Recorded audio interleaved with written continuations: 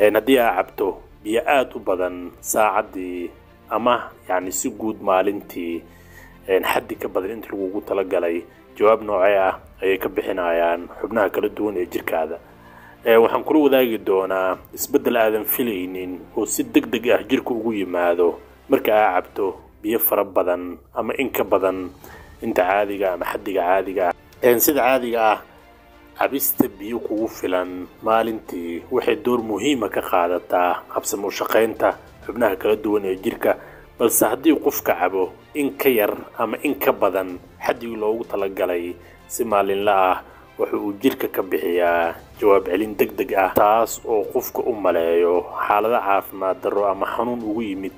yacni xaalad kale, balse waa dhibaato ka timaado qalad adiga samaysay, taas oo keenayso inuu qofku isku arko calaamadaha aan sharxi doono. balse wacyigelinta bulshadeena oo aad u yar darteed inta badan kuma baraarugsano xaaladan. ila dhamayso muuqaalka si aad si fiican ugu fahanto halka cilada ka imaanayso iyo calaamadaha isku arkayso haddii aad qaladkaas samayso. sida cilmi baarisyada hortiina ka muuqata ee caddeynayaan qofka marka uu cabo biyo aad u fara badan maalintii ama saacadii, micnaha uu cabo wax ka badan intii loogu talagalay, maxaa dhacayo, maxaa isbedelayo? waxaa dhacayo saa arkaysaan in qalqal ay ku keenaan macdantii, gaar ahaan macdanta qaabilsan samaynta cusbada ee sodiumta loo yaqaana. sodiumtana saa ognahay jirka faa'iido muhiim ay u leedahay, yani waa sharxi doonaa insha Allah. marka qof markuu biyo badan cabo tusaale ahaan saacadii oo kale, yani hal saac gudaheed biyo aad u fara badan cabo, waxaa dhacayo in saa arkaysaanba ay barxanto dhiigii inuu barxamo, gaar ahaan in waxyeello ay ku timaado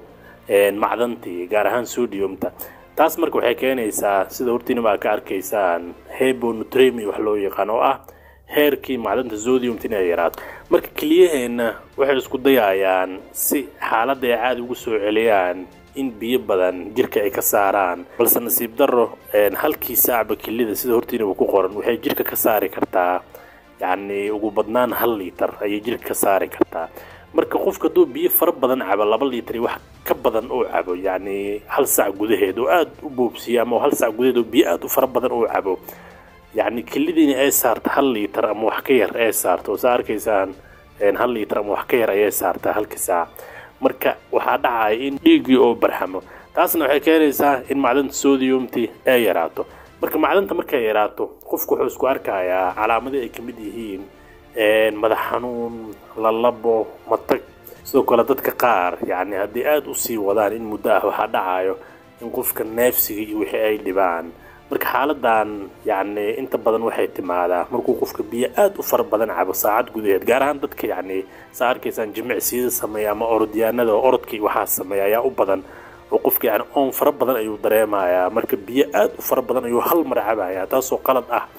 sidoo kale dadka yani loo tababar ciidanka iyo waxaas militariga iyo wax la mid ah saarkaysan ayaa iyagana u badan oo xaaladan lagu arkaa يعني مادام بيئات فربضن يعني قفكو عبايا أون فربضن أو قبنايو مادام آدو ديديو جمعسي وح لمده أو سميني dadka jiimka waxaas qaada ayagana la mid ah, yani biyo fara badan ay hamar caawaan. marka taas oo kale waa qalad saa arkaysaan. marka saa arkaysaan hortiina ka muuqata celcelis ahaan maalintii jirka kaliyaha waxay ka saari karaan biyaha micnaha 20 litir ilaa 20 litir, laakiin taas micnaheeda ma ahan in hal mar ay wada saari karaan waa 4 saac gudaheed. marka halkii saac waxay saari kartaa kelida 1 litir iyo wax la mid ah. marka halkii saac haddii yani qofka aad biyo fara badan uu cabo dhibaatada halka ay ka imaanayso waa halkaas. maalintaas marka ay yaraatana qofka madax wareerkaas iyo muruqa xanuunkaas iyo tabar daradaas iyo madax xanuunkaas iyo waxaas ayuu dareemayaa ila laba iyo mataqaana matag iyo wax la mid ah sida hortiina waa ka arkaysaa. marka waxaa wanaagsan qofka in biyaha uu kontrolo. waxaan la dhahaa sida sawir hortiina ka muuqata yani 40 ml ayaa lagu dhuftaa qofka miisaankiisa oo intii u soo baxday ayaa la siiyaa ayaa la dhahaa. oo hadda miisaankaada hadduu yahay oo kala 80 kilogram hadduu miisaankaada yahay macnaha culeyskaada haddii lagu dhuftaa 40 ml oo biyo ah waxay noqonaysaa 3 litir iyo wax la mid ah, 3 litir iyo 200 yani ml wax la mid ah noqonay. marka waxay ku xiran tahay xaaladda, waxyaabo badan la fiiriyaa, da'da qofka la fiiriyaa, miisaanka la fiiriyaa, cimilada la fiiriyaa, oo yani haddii qabow badan oo jiro qofka biyo badan u baahno inuu baan marka dhaay waxa ula jeedaa waxa biyaha aad ku badan inuu cabo keenay xadaafka يعني كلال بدن هدول جري قف كعون فر بدن أيها قبنا جديد فر بدن أيها كبحاي لكن قف كتبتب إنه بيها وعبيا في عن هل مرنه وذعبه ما عن دبك هالك أوكي ما أنا وحوي هل ساعة جديد بيها أدو فر بدن قفك إنه عبه مركز بدل كده وحافي عن قفك بيه كفل إنه عبه بيها وسكوب بدنين نسيدو كلا يعني أنت كلنا يعني قفك خضارتي وحاس استعمال خضارت مركز أو سعر كيسان خضارت بيها فرح بدن له سيدا متقانا قرها sida hortiina baa ka arkaysaan qaraha tufaaxa iyo wax la mid ah qofkina uu isticmaala macdantiina wax uma dhimayaan kaliyihiina biyo badan kuma ziyaadinayaan oo yani maadaama biyo aad u fara badan aysan saari karin